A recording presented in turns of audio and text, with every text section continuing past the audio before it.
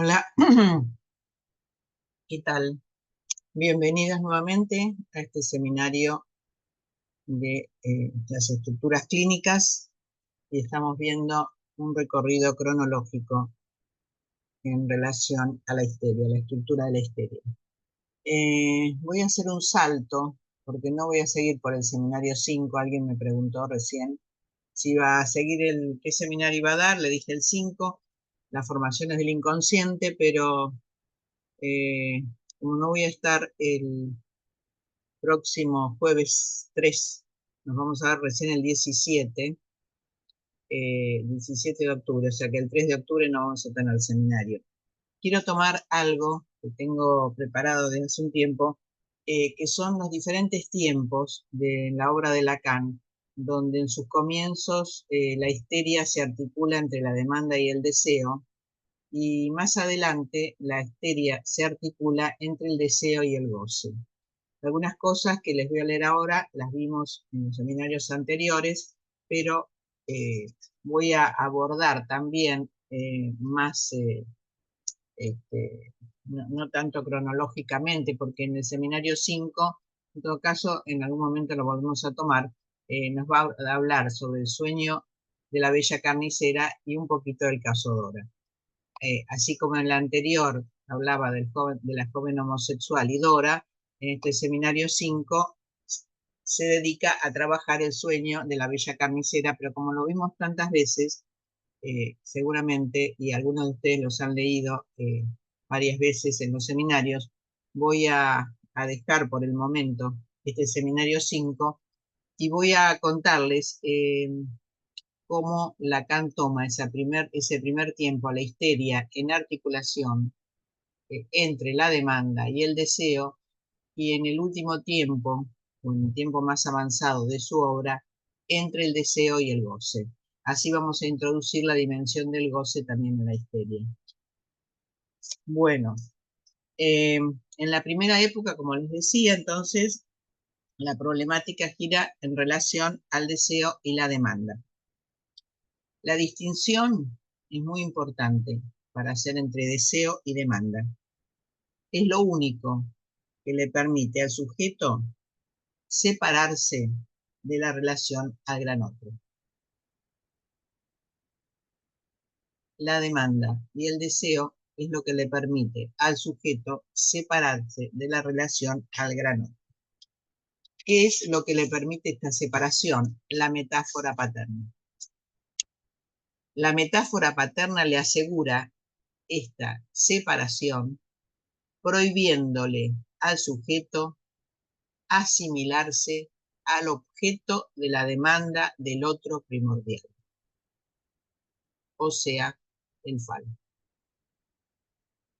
Entonces, en ese primer tiempo, la metáfora paterna le asegura al sujeto separarse del lugar del gran otro, prohibiéndole asimilarse.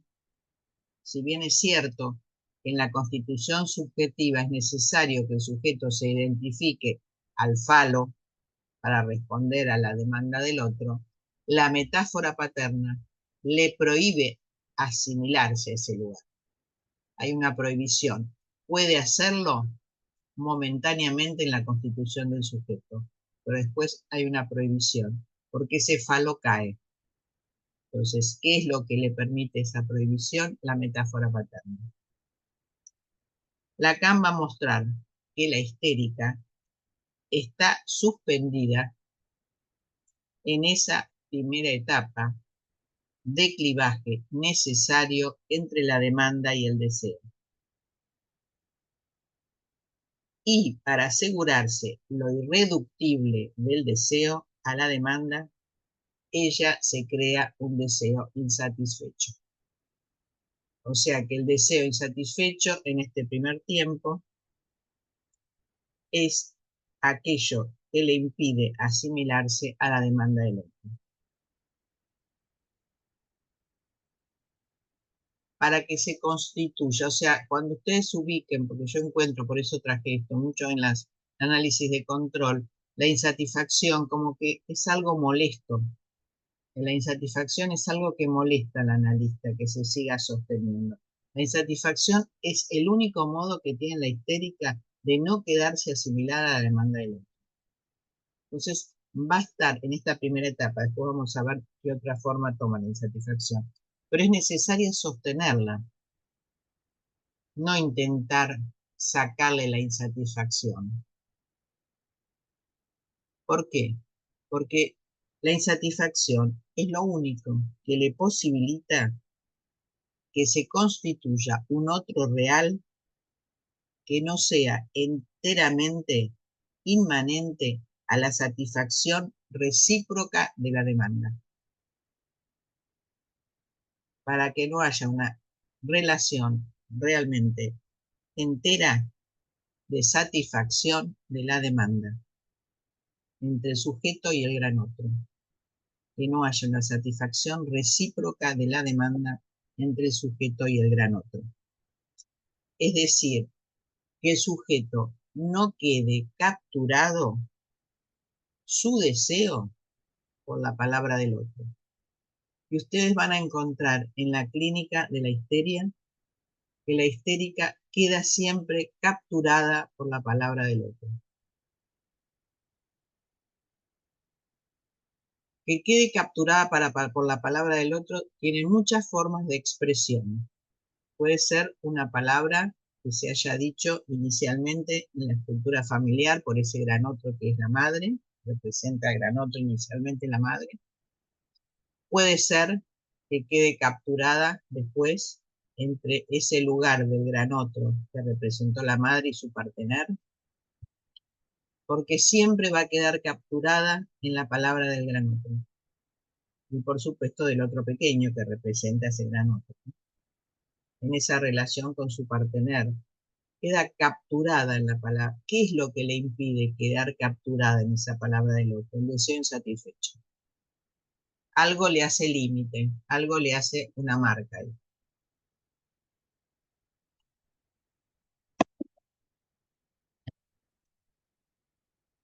En ese clivaje, entonces, entre la demanda y el deseo, se arma la pregunta por el deseo del gran otro. Entonces, ahí arma la pregunta. ¿Qué quiere? ¿Qué me quiere? ¿Qué quiere de mí el otro? Hay que sostener esa pregunta. ¿Qué quiere? ¿Qué me quiere?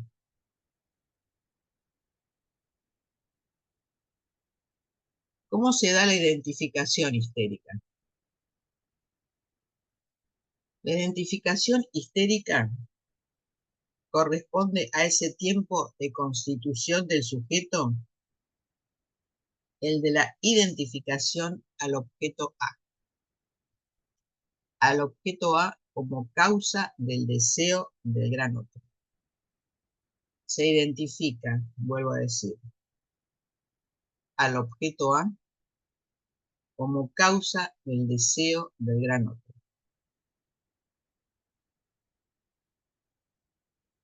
Aquí también es ejemplar la histérica porque adhiere ahí a la estructura fundamental del fantasma.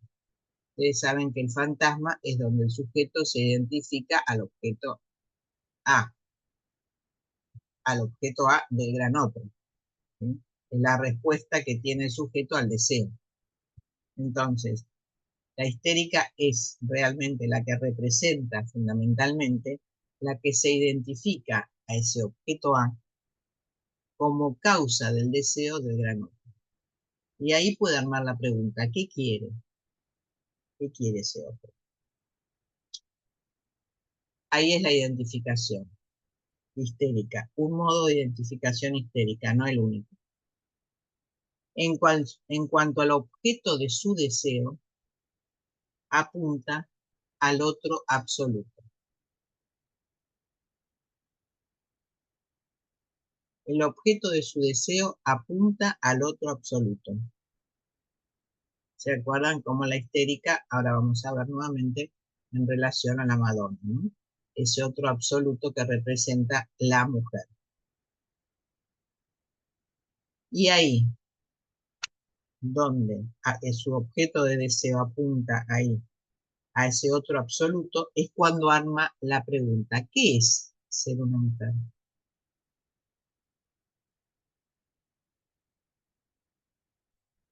Y al nivel de ese fantasma, donde ella se identifica a ese objeto A, causa del deseo del otro, ella aquí está en relación con el gran otro absoluto en el cual ella cree. Mire qué cosa paradójica que tiene la histérica. Se identifica al objeto A, causa del deseo del gran otro, pero al mismo tiempo cree en ese gran otro absoluto, absoluto sin barrar. Con a ese gran otro absoluto sin barrar, ella cree ahí. ¿Por qué? Porque el deseo de la histérica consiste en sostener el deseo del padre.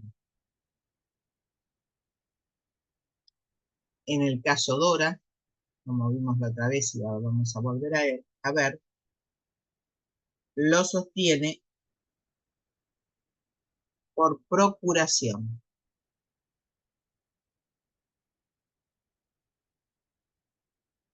¿De qué manera? Por procuración. Vimos la otra vez la complacencia que tiene Dora en relación al padre con la señora K y el señor K, al que ella le deja hacer ese juego,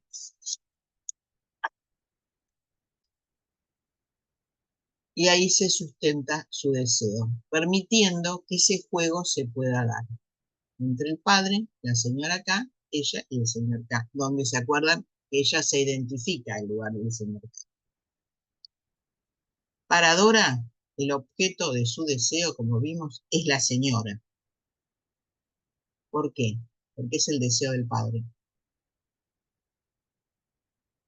La señora es el objeto de su deseo porque es el deseo del padre.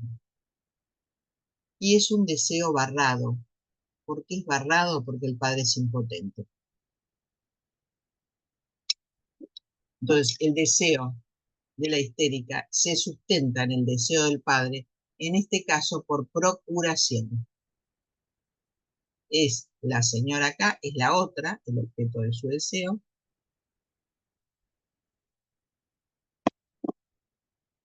y es un deseo barrado, porque el padre es impotente.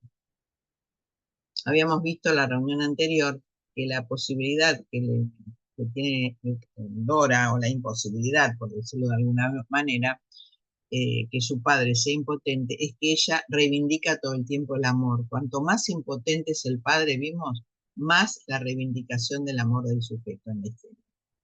Eso para Dora o para cualquier histérica, cuando encuentra algún lugar donde el padre muestra su impotencia. Entonces, como vimos, para mantener el equilibrio, para que Dora tenga su lugar y sostenga la demanda de amor al padre,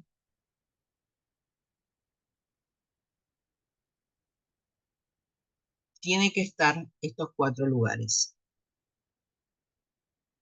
En tanto la demanda de amor a su padre no es satisfecha por estar sostenida en un deseo que como tal no puede serlo,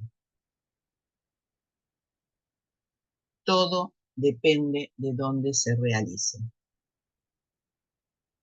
Se realiza en un lugar que se llama ahora la identificación al ideal del yo. Se realiza en un lugar que se llama la identificación al ideal del yo. Va a ser el señor K, como vimos la última vez, el lugar del yo ideal de ella. Y A, bien como lo pone en la fórmula Lacan, I pequeña entre paréntesis A, que es ideal del yo. Del yo ideal, digamos. No, ideal del yo. Acá está mal esto. La identificación llamada ideal del yo No, pero acá en realidad está mal esto, porque es la identificación del yo ideal, no del ideal del yo ideal. Ese lugar lo tiene el señor K, donde ella se identifica al yo ideal. Ella se identifica al lugar del hombre, se identifica al lugar del varón por la potencia que este hombre representa. Mientras tanto, su padre está barrado por la impotencia. Ella no lo ama a él. Ven que hay una diferencia entre el amor y el deseo. Ella no lo ama, pero le es indispensable para sostener su deseo hacia el lugar de la otra. Sostener esta identificación al yo ideal que lo ocupa el lugar del varón, en este caso el señor K, es lo que a la histérica le permite sostener una mascarada. La histérica se muestra con diferentes máscaras.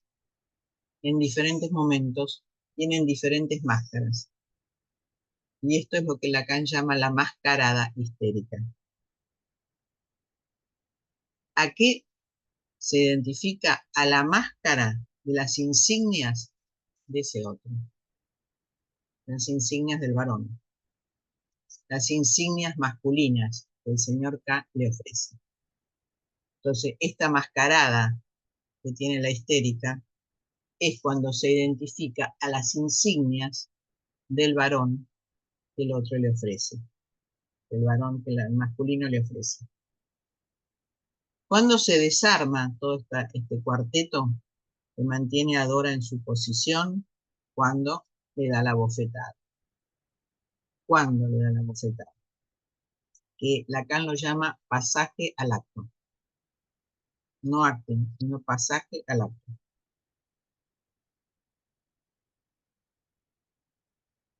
Porque es necesario que ese cuarteto se mantenga. Y de esa manera les sostiene su deseo. Insatisfecho, pero su deseo. Además, sostiene el deseo del padre. O sea, no solo sostiene su deseo, sino sostiene el deseo del padre. Que a ella favorece, dado que el padre es impotente. O sea, es esa duplicidad entre su propio deseo, identificándose a la máscara. En el otro seminario lo llaman las insignias del otro, acá lo llama máscara del otro. Es la mascarada femenina cuando se identifica al lugar del sujeto potente, sosteniendo también el deseo de su padre en tanto impotente. O sea, va en simultaneidad su deseo con el deseo del padre.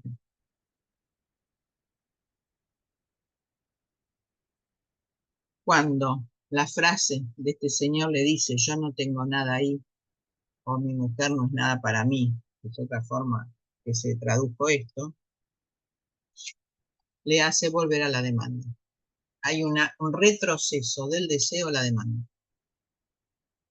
Entonces vuelve a demandar el amor al padre.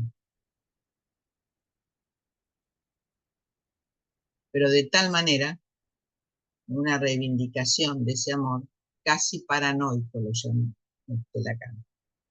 O sea, cuando algo se desarma, y eso ténganlo en cuenta también para la histérica, no solamente para el caso Dora, cuando algo se desarma de cómo se sostiene el deseo en la histeria, y ella se sostiene en relación al deseo y a la identificación, a las insignias masculinas de la potencia del varón, la cuestión funciona.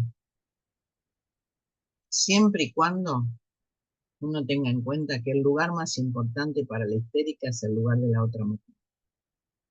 Cuando este hombre le dice, no es nada para mí, a mí no me interesa, y eso lo encuentran muchas veces, en la clínica cuando alguien arma su relación de amor con un hombre que está en pareja o que está casado, que tiene una mujer, y llega al límite de ese hombre que le dice, bueno, ya me separo, ahí se desarma la relación. Ustedes van a encontrar muchas veces esto, que cuando él le dice, bueno, ya mi mujer no es nada para mí, vale, me voy a separar y voy a estar con vos, la relación se desarma. Tengan en cuenta esto.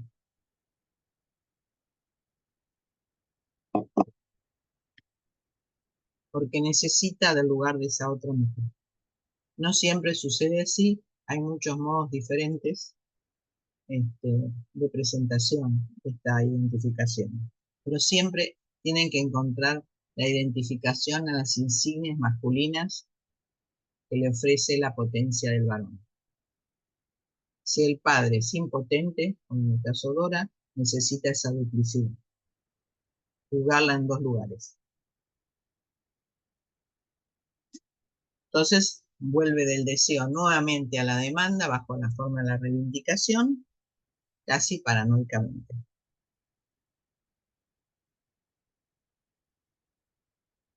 Lo que queda de lado es el valor fálico de la mujer como objeto de intercambio. El otro día me preguntaban, y lo vuelvo a repetir, el objeto de intercambio es que un hombre toma una mujer y entrega una hija. El ejemplo claro es cuando van en las ceremonias religiosas y el padre, eso es la imagen, ¿no? El padre entrega a la hija al futuro marido. Entonces, este es el objeto de intercambio, el valor fálico que tiene la mujer. El padre recibe una mujer, entrega una hija. Hay otro lugar donde la histérica muestra lo indestructible del deseo. Lo indestructible del deseo a la demanda. Y estos son los síntomas. Uno es la identificación, que constituye la dimensión fantasmática, y otros son los síntomas.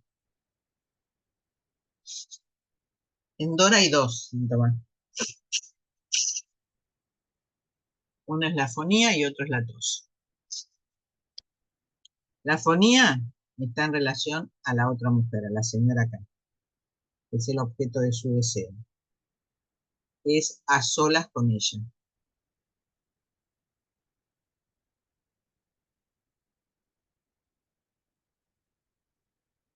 Y la tos gira alrededor del significante vermogen, afortunado, sin fortuna, es decir, no sexual. Entonces tenemos dos, la afonía y la tos. Uno en relación al lugar de la otra mujer, cuando la otra no está, se queda sin voz, porque la otra es la que le, por decirlo de alguna manera, le promueve, le posibilita la voz, y el otro es en relación a la dimensión sexual.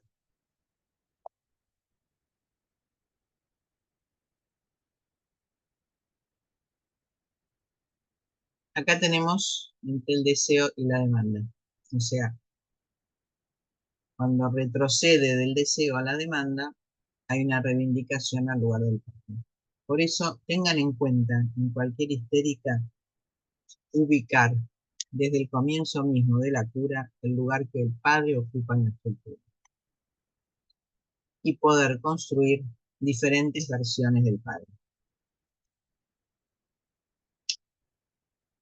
Otro momento de la obra de Lacan es cuando aborda la dimensión del goce.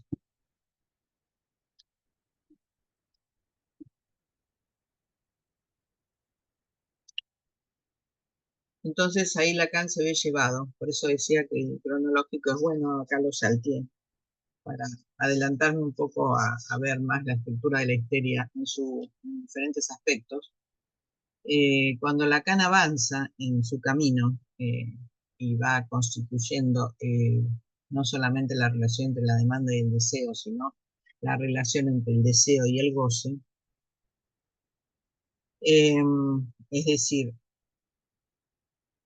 con no solo con la cadena significante, sino el goce como límite a lo simbólico. No solo a la cadena significante, sino al goce como límite del deseo.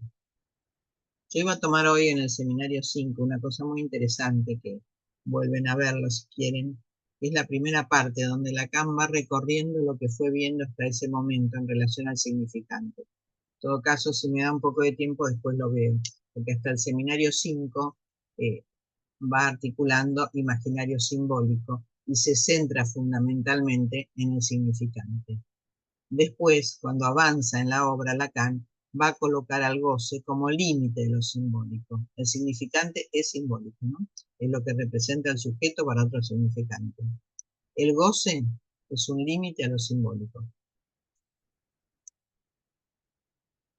Me voy muy avanzado al seminario de un otro al otro. No sé qué número es un número avanzado.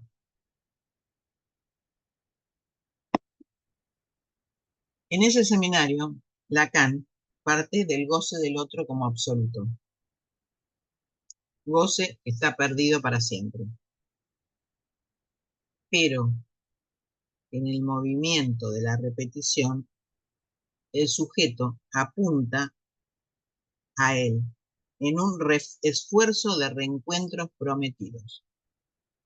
O sea, el goce inicialmente está perdido, el goce absoluto, pero en el movimiento del análisis, en el movimiento mismo de la repetición, el sujeto apunta a reencontrar el goce, que no está, que nunca estuvo, que estuvo perdido, pero él lo intenta reencontrar.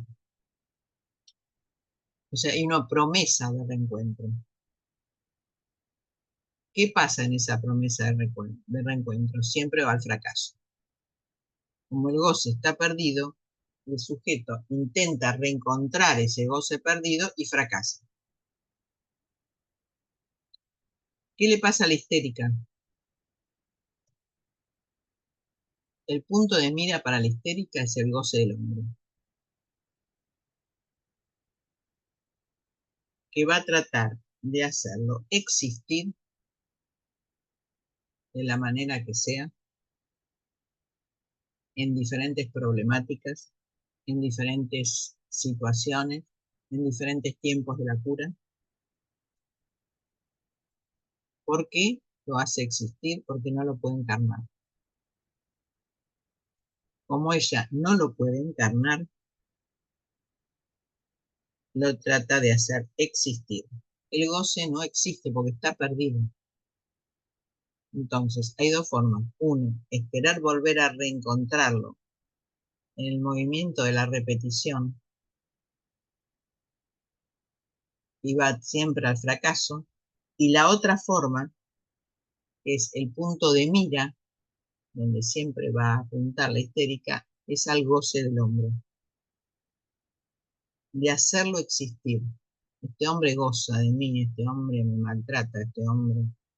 Las diferentes formas en que podemos encontrar en la clínica, en el discurso de la histérica, la referencia a su partener.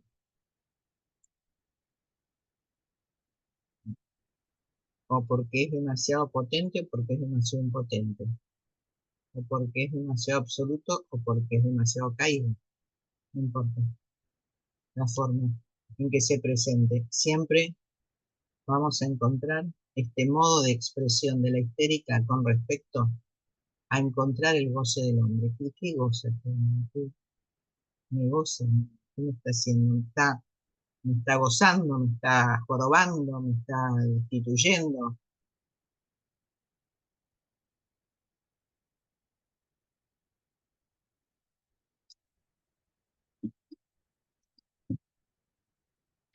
Por eso no es tan fácil, ¿no? La histérica.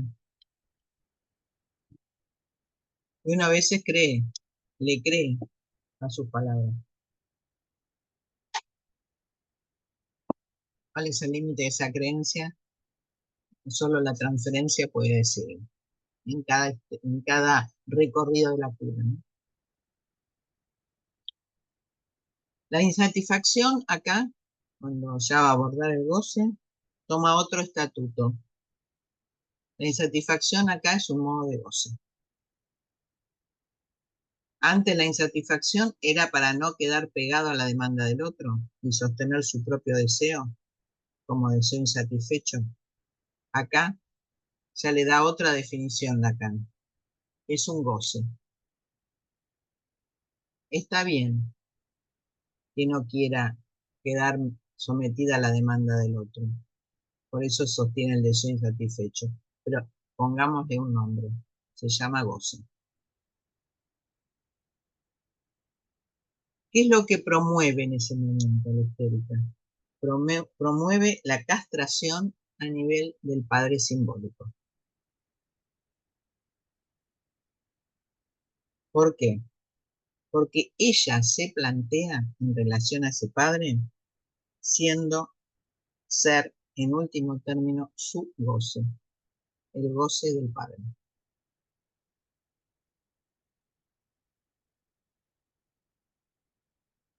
La histérica aparece sosteniendo el estandarte del goce. Y nuevamente, como decía anteriormente, y acá lo sigue sosteniendo, la representación, el otro era de un otro absoluto, acá lo llama un goce absoluto. La histérica no soporta la falta, la falla, la barra en el gran otro, y por supuesto en ella misma. Entonces, ella quiere sostener en ese deseo insatisfecho un goce absoluto. ¿Qué quiere decir? Que sostiene al padre ideal, siendo ella, en último término, su goce. Sostiene el goce absoluto y al padre ideal.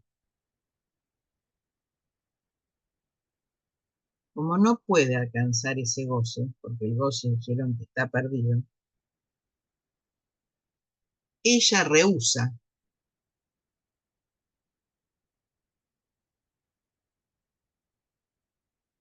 todo otro que para ella tiene un carácter de disminución. Es decir, que frente a ese goce absoluto donde ella imagina, toda satisfacción que pueda encontrar queda devaluada. Tenga muy en cuenta esto, porque yo sé que es difícil, sé que no es fácil en la clínica sostener la insatisfacción histérica, sé que muchas veces encontramos en la histérica que cualquier pequeña satisfacción queda devaluada, pero tengan en cuenta que hay que sostenerla porque ella lo sostiene en la idea de un goce absoluto y del padre ideal. Por eso, el trabajo es en relación a su insatisfacción y al lugar que el padre ocupa como padre ideal. No importa de qué manera lo idealicen.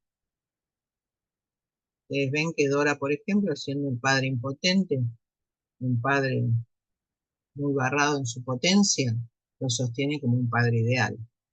Y cuando ella puede sostener su deseo en relación a la señora K, identificándose a las máscaras o las insignias del varón, al mismo tiempo sostiene el deseo del padre para que no se muestre impotente. Esta es una de las formas posibles, no siempre se da así, pero tengan en cuenta que cualquier cosa que le den a la histérica como satisfacción, ella lo va a encontrar devaluado, porque en relación a ese goce absoluto que tiene en la mira, cualquier cosa es devaluada. ¿Por qué? Para sostener la insatisfacción. El centro de la histérica es la insatisfacción, como modo de goce. Dora, diferente a la bella camisera, sabe que es dejándosela a otra que va a encontrar ese goce. Pero ella goza de estar privada de lo que el señor K estaría deseoso de otorgarle y del cual ella espera que vuelva a la señora K. Esto lo van a encontrar muchas veces en estos ejemplos que le dije antes.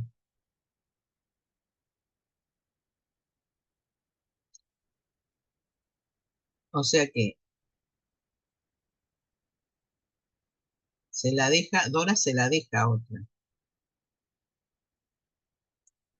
y que de esa manera puede encontrar el goce.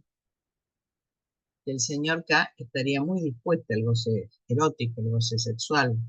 Estaría, acá Lacan lo va a llamar no goce, lo va a llamar plus de gozar. Eso que te va a entregar el señor K adora. Pero ella no lo quiere. Ella quiere que se lo dé a la señora K, al otro. Porque ella quiere seguir sosteniendo al padrino.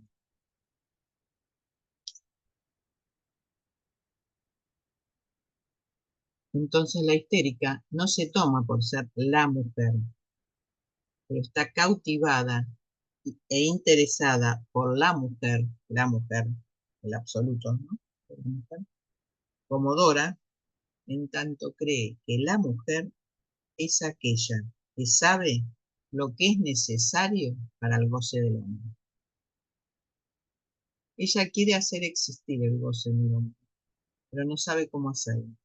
Entonces necesita de esa otra mujer que ella cree que tiene la posibilidad de mostrarle cómo es el goce del hombre.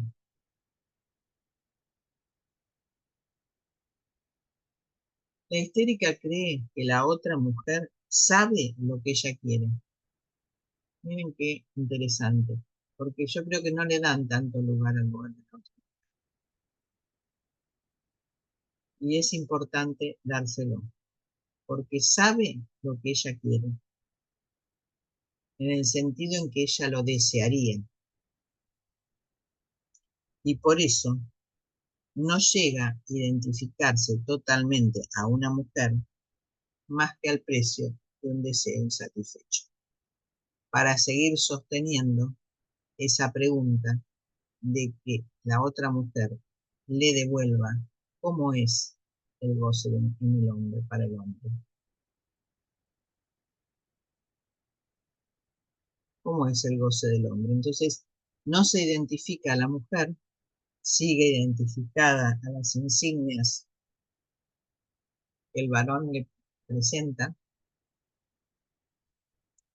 y quiere sostener el lugar de la otra mujer al mismo tiempo que su deseo insatisfecho. Si Dora interroga qué es ser una mujer a través de la señora K,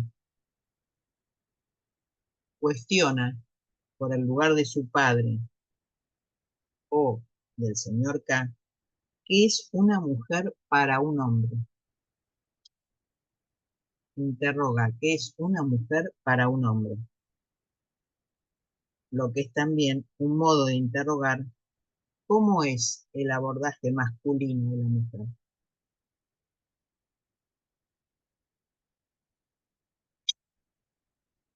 Es una curiosa la historia también. Creo que por eso Freud entró por este lugar, porque siempre quiere saber. Está siempre como insatisfecha, pero al mismo tiempo esa insatisfacción le crea el deseo de saber qué quiere una mujer, cuál es el gozo de una mujer, cómo un hombre trata a una mujer. Ella quiere saber, pero ella no tiene el saber en sí mismo, lo tiene la otra mujer. Entonces va siempre a la búsqueda de la otra, qué tiene, qué quiere, la envidia, no quiere, le tiene celos, la excluye, la incluye, la idealiza, la crea como absoluta. Diferentes formas de relación. El caso Dora o el sueño de la bella carnicera. Cualquiera de las dos. Quiere saber también cómo es el abordaje masculino de la mujer.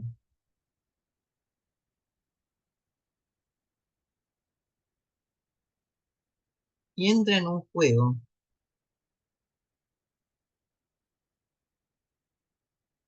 donde la muerte del hombre está siempre interesada. Y esto es porque ella gira siempre en torno a la muerte del padre. O sea, no es por el hombre solamente, sino que siempre se interroga por la muerte del padre. Los dos sueños de Dora. Uno el de la muerte, en tanto implicada por el alajero de la madre, No quiero, dice el padre, que yo y mis niños perezcamos en las llamas a causa de esta caja. El otro sueño de lo que se trata es del cementerio. En todo caso, vuelvan a los sueños, no tengo acá ahora, pero no los quería traer para avanzar un poco en el concepto de Lacan, de la obra de Lacan, pero vuelvan a los sueños de Dora, que son interesantes. Más adelante, en el revés del psicoanálisis, miren que voy del seminario 5 más arriba, para avanzar un poco sobre la histeria y el goce, porque si no nos vamos a detener demasiado y no nos va a dar el tiempo. En el seminario, al revés del psicoanálisis, va a ubicar el saber como medio de goce. Vieron que lo que le decía, que la histérica busca siempre saber, quiere saber cómo es el goce del hombre, quiere saber cómo el hombre se acerca a una mujer, quiere saber. Así como en el seminario anterior colocaba el goce y la insatisfacción como un modo de goce, acá coloca el saber como un medio de goce. ¿Ven? Como va avanzando en los conceptos. Antes era la insatisfacción como un goce. Acá el saber como un medio de goce. Y parte de una premisa freudiana que no hay felicidad más que la del falo. Esto, vieron que ella quiere el goce absoluto, como decía en el seminario anterior, ¿no? Esto consiste en que nada puede acercarse más al goce más perfecto que el orgasmo masculino. Solo que el acento está colocado en la teoría freudiana en que solamente el falo puede ser feliz, no el portador.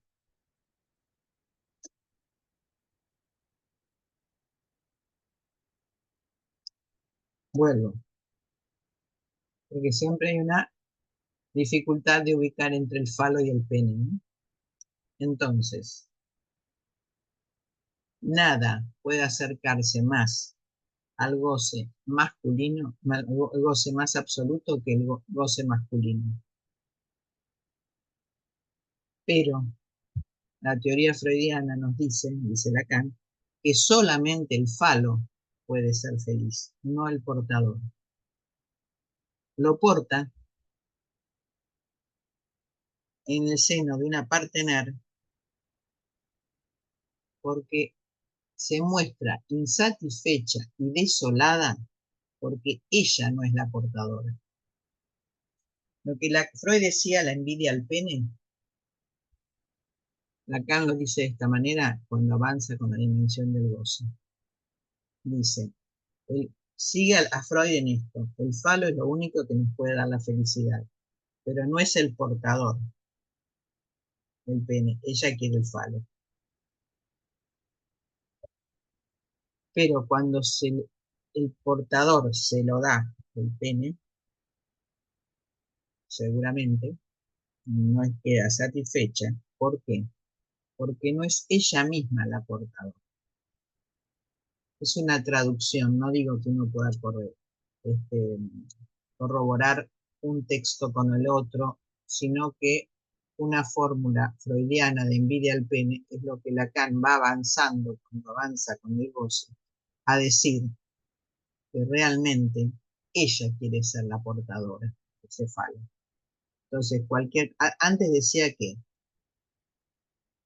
sostenía al padre ideal, era el goce absoluto de él, y que cualquier cosa que sustituía a ese goce le creaba la insatisfacción, entonces no le interesaba nada.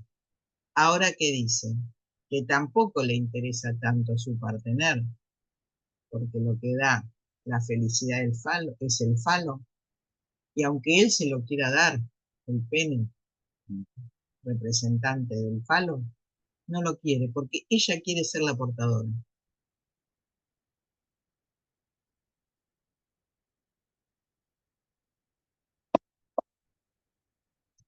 Se empeña en hacer aceptar por su partener la privación en nombre de la cual todos los esfuerzos de amor, de pequeñas atenciones y tiernos favores que el partener le dé son vanos. ¿Por qué? Porque reaviva la herida de la privación. Y eso lo encontramos muchas veces en el camino de la historia. Todo lo que el partener le quiera dar, bajo la forma del amor, de pequeñas atenciones, de tiernos favores, son en vano. ¿Por qué? Porque reavivan la herida de la privación. Y esta herida no puede ser compensada de modo alguno por el portador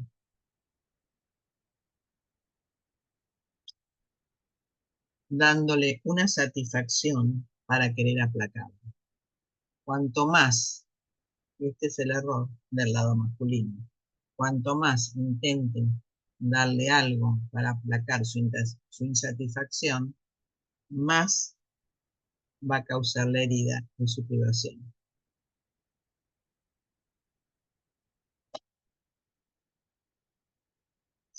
Esto, dice Lacan, es lo que supo extraer Freud del deseo histérico. Entonces, dice Lacan, la histérica simboliza esta insatisfacción primera, es como si representara esa insatisfacción primera del deseo insatisfecho. El deseo es insatisfecho, pero la histérica lo pone en juego permanentemente.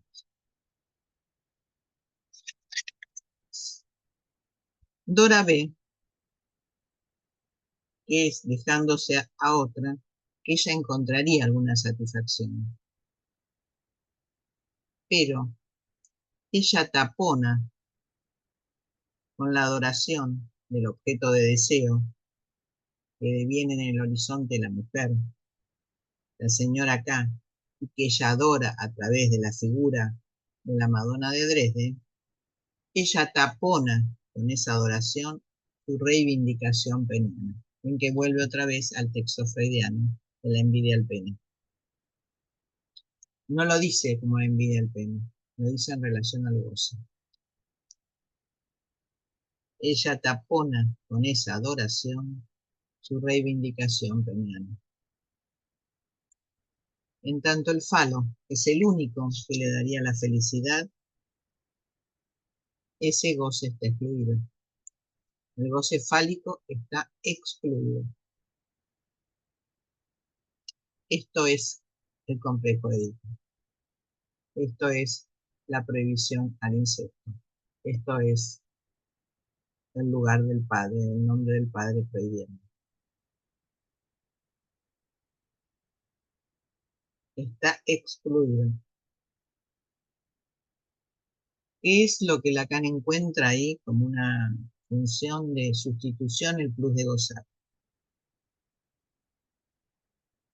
En suplencia, ese más de gozar, ese exceso de goce, esa posibilidad de poder gozar de alguna manera de lo que el otro le otorga, ese plus de gozar, ese más posible,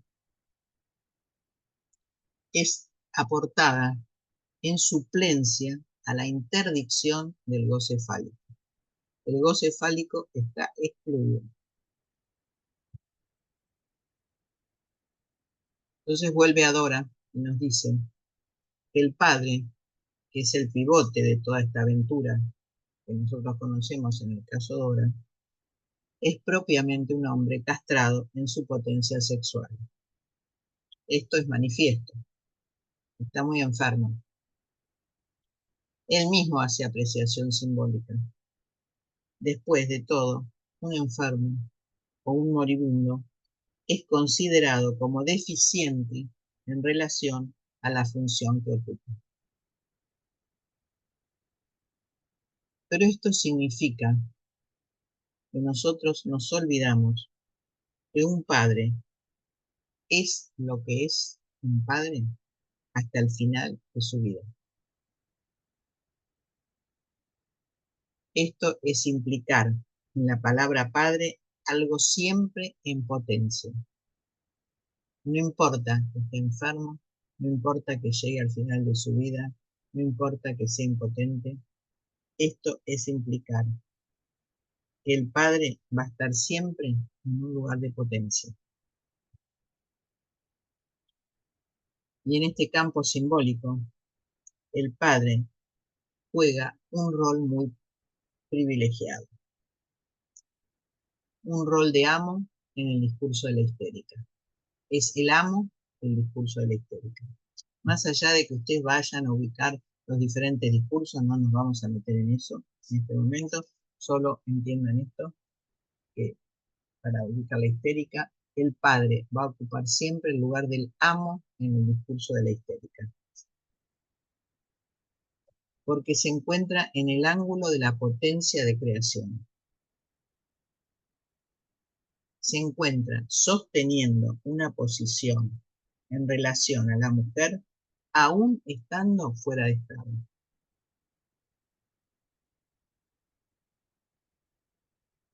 Esto es lo que especifica la función, de algún modo, la relación al padre de la histérica. Esto es lo que se designa como el padre idealizado. Vuelvo, entonces, el padre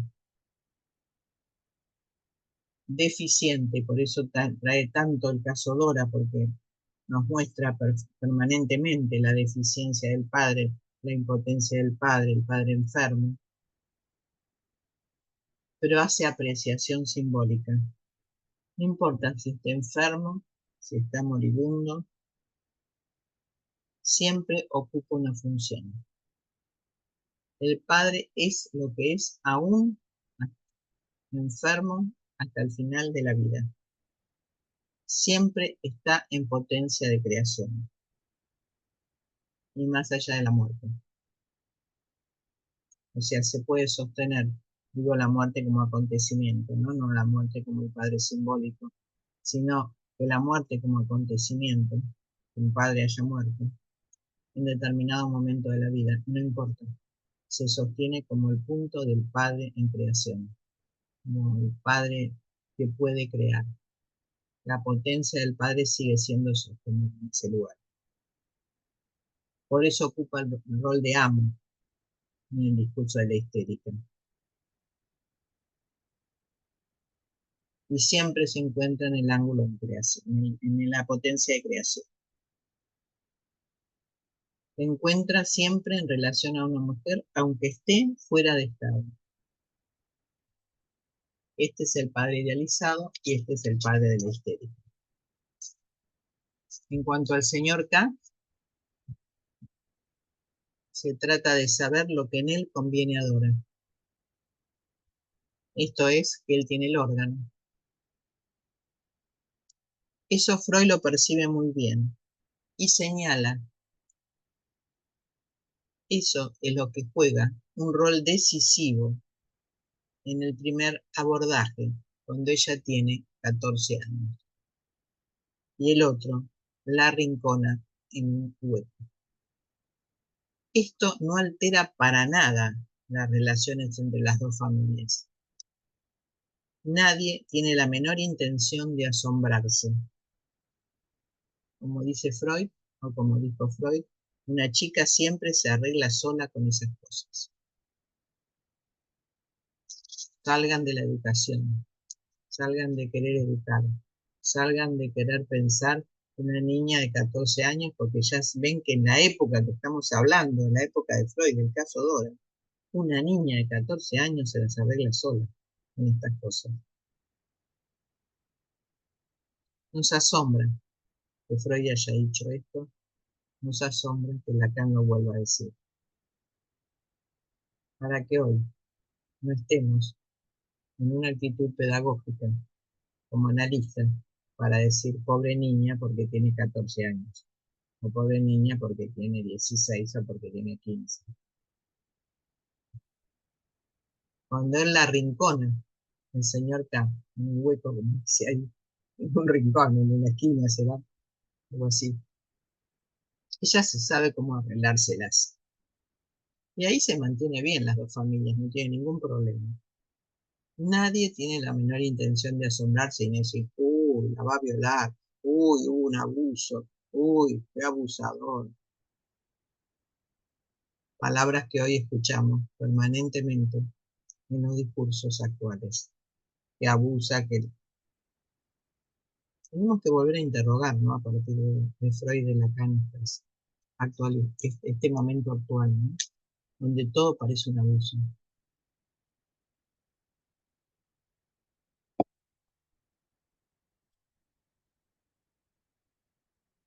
Una niña, una chica, siempre se las arregla sola con estas cosas. Lo que ocurre que ella no se arregla más sola y quiere meter a todo el mundo en danza, pero más tarde. ¿Por qué? Porque si el órgano hace valioso al señor K, pero no para que Dora haga su felicidad, sino para que otra la prive de ella.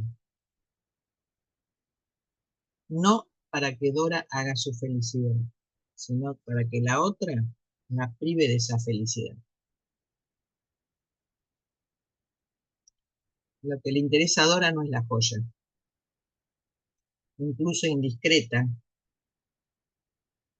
como el primer sueño lo muestra, sino el cofrecito. El sueño, llamado del cofrecito, testimonia que ella solo goza con la envoltura del precioso órgano. Y ella sabe muy bien gozarla por sí misma.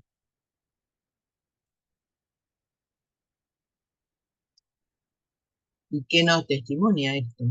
Cómo Freud llegó a este punto. Porque tuvo una masturbación infantil muy decisiva. Y esa masturbación tan fuerte que tuvo relación con la enuresis. Entonces, en ese punto, Freud se apoya para decir que ella se la arregla muy bien con eso. No necesita de la joya del otro. Se la puede dejar a la otra para que la otra la prive a ella de esa felicidad. Porque ella se arregla muy bien sola. ¿Cómo? ¿Sobre qué sustenta esto? Lo sustenta sobre el hecho de que Dora, cuando era niña, se masturbaba y eso dio lugar a la enuresis. La historia de Dora nos presenta inducida a una edad tardía por la de su hermano, 1 año y medio mayor que ella, que había llegado hasta los 8 años afectado por esta enuresis, de la que Dora toma la posta tardíamente. La enuresis Lacan la ubica como el estigma de la sustitución imaginaria del niño al padre como impotente. Se los vuelvo a decir. Sé que son muchos conceptos, vuelvan a verlos, vuelvan a escucharlos si quieren, vuelvan a recorrerlos por los seminarios, pero quería introducir hoy estos conceptos porque no nos queda tanto tiempo. En noviembre vamos a terminar este seminario y me gustaría el año que viene pasar de Dora a otra estructura, de Dora no, de la histeria a otra estructura. Este, así que quería adelantarle algunos conceptos que están mucho más avanzados en la obra de Lacan.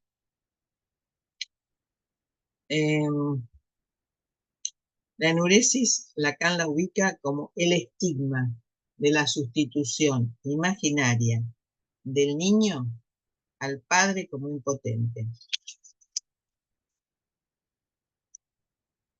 La contemplación de la señora K, cómo se desarrolla en la permanencia de Dora boquiabierta ante la Madonna de Dresde, esta señora, la señora K, que puede sostener el deseo del padre idealizado, pero también contener al mismo tiempo y privar a Dora del garante que se encuentra así doblemente excluido de su presa. Este complejo es la marca de la identificación, a un goce en tanto que es el goce del padre idealizado en el lugar que ocupa en la histérica, que es el lugar del amo. Bueno, es mucho más largo, me voy a detener acá. Ustedes creían que iba a ir a la cosa más simple, que es el seminario 5, como alguien me preguntó hoy a través de Morena, que me dijo, ¿qué seminario vas a dar? Le dije el seminario 5, pero después cuando me senté acá para decirle a ustedes que la semana del próximo 7 no vamos a tener seminario y recién en 17 ya estamos cercanos al final de este seminario, que es en noviembre, me gustó traerles esta última parte de la obra de Lacan, donde no solamente está la relación entre el deseo y la demanda, sino entre el goce y el deseo. Eh, bueno,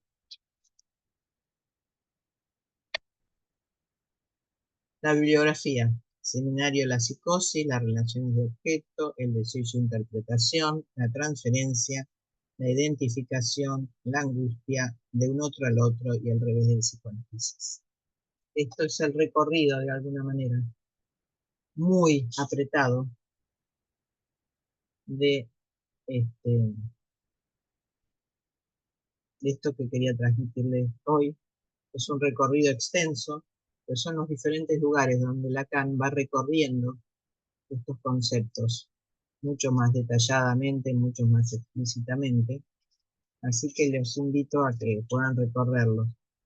Eh, y como vimos la psicosis, vimos las relaciones de objeto, eh, iba a ir a las formaciones del inconsciente, pero ahí toma solo el sueño de la bella carnicera. Acá está tomado el deseo y su interpretación, porque ahí aborda la dimensión del fantasma y del sueño, la transferencia, la identificación, la angustia de un otro al otro y al revés del psicoanálisis. Bueno, sé que es denso, no sé si les queda seguramente más que una pregunta y más que una. Alguien me dice que es muy claro, bueno, me alegro de que haya sido claro, porque la obra de Lacan no es demasiado clara, es bastante densa y oscura, pero creo que nos abre un camino a la clínica que con Freud solamente no lo podíamos tener. Hola Miriana, ¿querías hacer una pregunta? Tenemos un ratito para preguntas.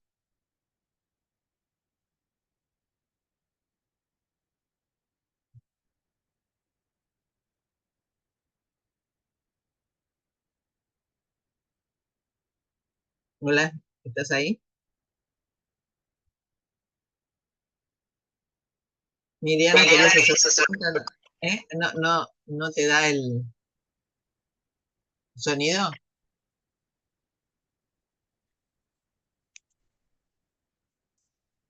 Bueno, pasamos a Carmen y después, acá estás.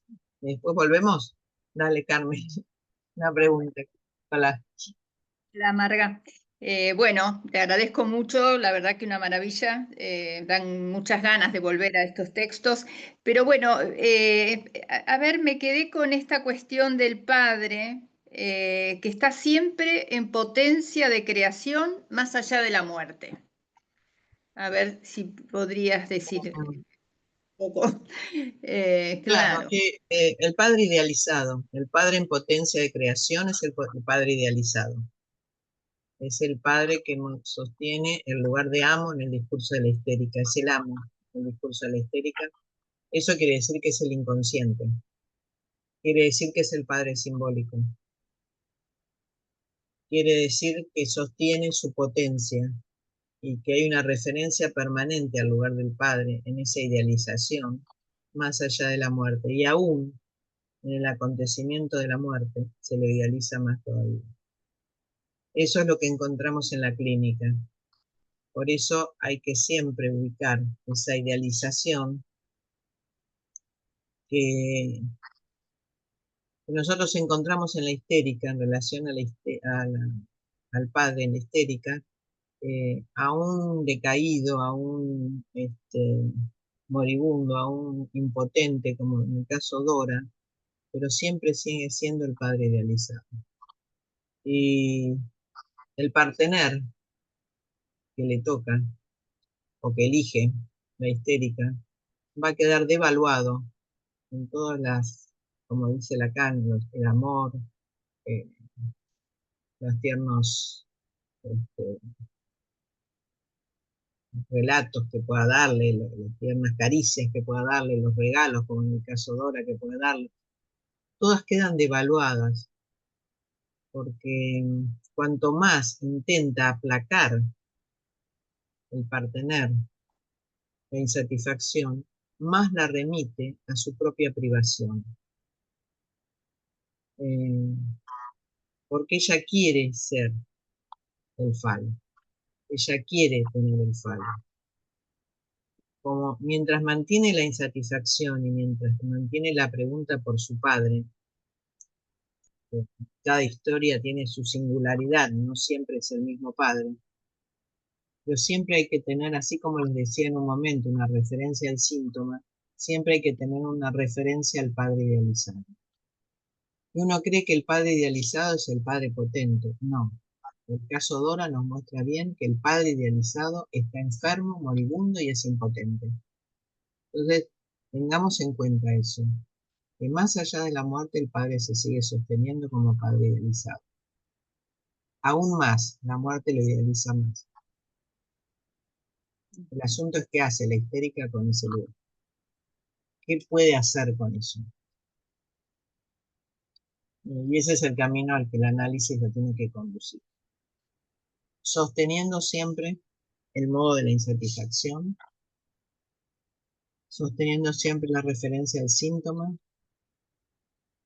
y no creyendo que hay otro modo de sustitución, porque yo les dije muy claro que para Freud, y ahí Lacan lo muestra muy bien, para una mujer hay dos caminos, la de los hijos y la del pene.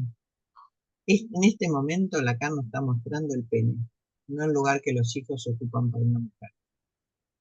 Y muchas veces hay una exclusión del lugar del pene para no encontrarse con esta reivindicación peniana que la mujer siempre intenta colocar, colocando todo su valor en el lugar de los hijos. Entonces son dos caminos. Este camino que dice acá Lacan hoy nos muestra la privación, la falta en la mujer, porque el hijo siempre viene a ocupar ese lugar de la falta.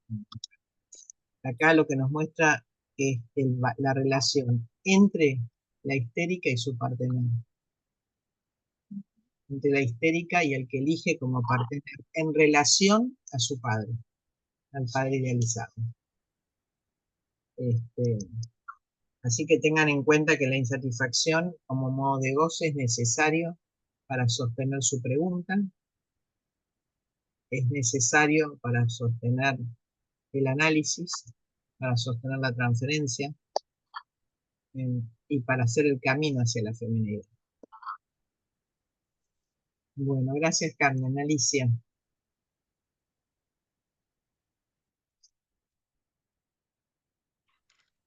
Hola, hola Marga, hola a todos. Bueno, en principio, reagradecida por el recorrido que hiciste y porque es como que todo el tiempo nos convocás a pensar la clínica, ¿no? Y el sujeto que nos toca abordar allí desde su estructuración, digo, porque si no queda, como decías, lo difícil que es sostener la insatisfacción, ¿no? Claro. Como si el analista estuviera siempre a la espera de que, bueno, le pasó algo que la saque, la saque de la insatisfacción y eso no pasa. Pero me parecía ahí como que hoy pude escuchar como la función de la insatisfacción, si bien la venís tomando, ¿no? En tu recorrido por los otros seminarios, me parecía que hoy como que era muy, muy claro, por lo menos más claro para mí, el punto de la insatisfacción y de lo que sostiene la insatisfacción, de su función y de los tiempos, entendí, ¿no? Como de los tiempos en el recorrido de la Constitución. Y ahí me quedaba una pregunta que vos tomabas, algo así como que ese deseo insatisfecho le permite separarse, ¿no? El tiempo de la separación de la demanda del otro. Y tomabas un término que era la satisfacción recíproca. me parecía que era un término como muy fundamental de que estabas trayendo, y lo colocabas ahí en relación a la demanda del otro, decías, para que no quede capturado allí, en ese lugar. Sí. Gracias, Marga. Gracias, Alicia. Sí, la demanda es recíproca de él hacia el otro y del otro hacia él, ¿no? Para que no quede capturada por la demanda, la que el otro le hace a él, o el sujeto, estoy hablando femenino, el sujeto, para que la histérica, para ponerle nombre, no quede capturada en esa demanda del otro, porque la histérica cree mucho en la palabra del otro. Entonces, no sé, se fascina con una palabra amorosa, se fascina con, qué sé yo, cualquier tontería que el otro le pueda decir, pero al mismo tiempo no nos crean que es tan ingenuo, porque se fascina, pero al mismo tiempo sostiene el deseo insatisfecho. O sea que la palabra se ve que no le alcanza, por más que se fascine con la palabra del otro. Y esto quiere decir que la insatisfacción le impide quedar tomada por esa palabra, quedar tomada por esa demanda del otro, o por lo que ella le demanda al otro. Por eso es recíproca la demanda, desde ella al otro y del otro a ella. ¿Se acuerdan que en la constitución del sujeto, el sujeto le demanda el falo y la otra como objeto de amor y el otro como objeto de deseo le demanda al niño que ocupe ese lugar? Por eso es recíproca la demanda. O sea, el objeto de deseo y el objeto de amor, en el inicio mismo de la estructura. Y la insatisfacción es lo que impide que ella se identifique a ese lugar, porque el falo queda excluido. El goce fálico está excluido. Así como decíamos que el falo queda excluido para que la cadena significante pueda tener un lugar, acá también el goce fálico queda excluido para que el sujeto no quede tomado en ese lugar. Y ahí se crea un deseo insatisfecho. La anorexia es uno de los ejemplos más claros, más extremos, de pensar cómo la anorexia deja de comer para que no quedar capturada en la demanda del otro, para que crea un deseo diferente, un deseo distinto a ese que el otro le propone. Y en el último punto, cuando decía que uno es la demanda y otro es el goce, también es un modo de goce la insatisfacción, porque el goce es el límite a lo simbólico. El goce hace límite a lo simbólico. Entonces, podemos decir, leyéndolo primero, para que se constituya un otro real.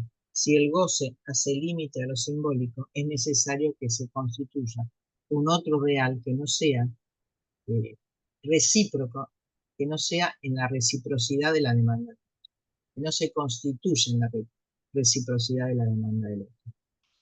Siempre es un límite. Gracias. Es un límite a lo simbólico. Está en el registro de lo real. Gracias, Alicia. Miriam. Ahí está. Hola, Marga. Hola. Bueno, muchas gracias a todos. Se me arma la pregunta, te escuchaba también en la clase anterior, en relación a este recorte que traías de tu paciente también, de hasta cuándo. ¿Qué tiene que pasar, digo, para pensar también la dirección de la cura? ¿Hasta cuándo se sostiene esa insatisfacción o el avance que genera angustia en el deseo? Bueno, se me armaba esa pregunta, como ¿qué tiene que pasar? ¿Qué tiene que, o dejar de pasarle? Esa era la pregunta un poco. Es una buena pregunta. Toca la singularidad de cada historia, ¿no? Pero en los tiempos de la repetición se crea una nueva demanda. Y en el tiempo de la repetición hay una posibilidad que el deseo insatisfecho pueda tomar una forma diferente. Vuelve otra vez a la pregunta, porque el camino de la feminidad no es fácil, no es fácil. Es fácil porque, como decía en el comienzo, siguiendo a Freud, tiene que renunciar a dos lugares, al objeto inicial, que es la madre, y al órgano que no tiene, ¿no? El clítoris, creyendo que es el pequeño pene que no lo tiene. Ven que siempre va a la búsqueda de la reivindicación, ¿Qué tiene que pasar? No sé, encontrar a alguien que permita no dejarse doblegar, como dice Lacan. Que no se deje doblegar por la histérica. Tomamos esta relación entre el hombre y entre la histérica y su partener, ¿no? Quizás cuando encuentre a alguien que no se deje doblegar y no le crea que le va a responder con regalos, con favores, con caricias, con cariños, con palabras, mientras esté que se deje doblegar, la histérica sigue en la insatisfacción. El encuentro es como igual que el encuentro con un analista, es azaroso. El azar lo va a determinar. El azar determina que ese encuentro sea posible. Y bueno, a veces fracasa. Pero si se encuentra ese partener que no se deje doblegar, a lo mejor encuentra un límite a su insatisfacción. Una posible respuesta, no la única, ¿no? Gracias, Miriana. Lidia, vamos a hacer las dos últimas, Lidia y Lucila. Gracias, Marga, muchas gracias. Muchos conceptos. Yo tengo una pregunta que por ahí puede parecer ingenua, pero no dejo de interrogarme por esto. ¿Qué quiere decir que el objeto de deseo es la otra? ¿Es la otra punta hacia la otra como lugar que detenta un saber? Sí, ¿Y qué relación guarda esto con la homosexualidad femenina? claro. No. El objeto de deseo es la otra. ¿Por qué? No porque quiera tener una relación erótica con esa otra, sino porque la otra tiene las respuestas a su propia pregunta. En el caso Dora, a diferencia del caso del homosexual, la otra la trae el padre. En la homosexual la trae ella. Esa es la diferencia. Le quiere mostrar que es posible que haya una mujer que sostenga ese lugar. Entonces la homosexualidad no es el objeto de amor, el objeto de deseo. Se instala una relación donde el falo no le hace límite. Acá sí. Acá el falo está excluido, el falo le hace límite, el goce le hace límite a lo simbólico, y la homosexualidad no. Tenemos como ejemplo solo el caso del homosexual, donde el padre está demasiado enamorado de su mujer y donde la hija no pudo entrar ahí como objeto de deseo para el otro. Porque si pudo entrar inicialmente como objeto de deseo para la madre y sostener al padre idealizado, como en el caso Dora, puede ir a una mujer para armarle las preguntas. Porque supone que la otra sabe. Hay mujeres que saben cómo conquistar a un hombre, saben cómo goza un hombre, cómo la trata un hombre, ¿no? Cómo es ser una mujer, cómo es ser femenina. Esto es lo que le pasa a la histérica, a la homosexual no le pasa. La homosexual viene al desafío al lugar del padre. Viene a un desafío fálico, porque no hay posibilidad de caída. No se puede sostener como objeto A, como objeto en el fantasma.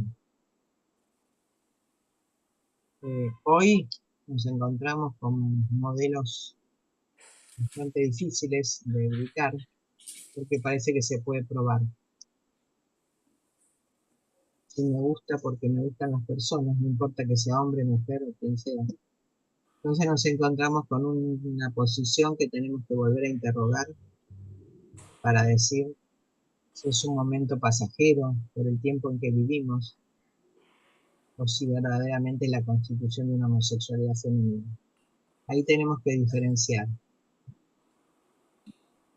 porque hoy vivimos en un momento donde todo es posible, ¿no?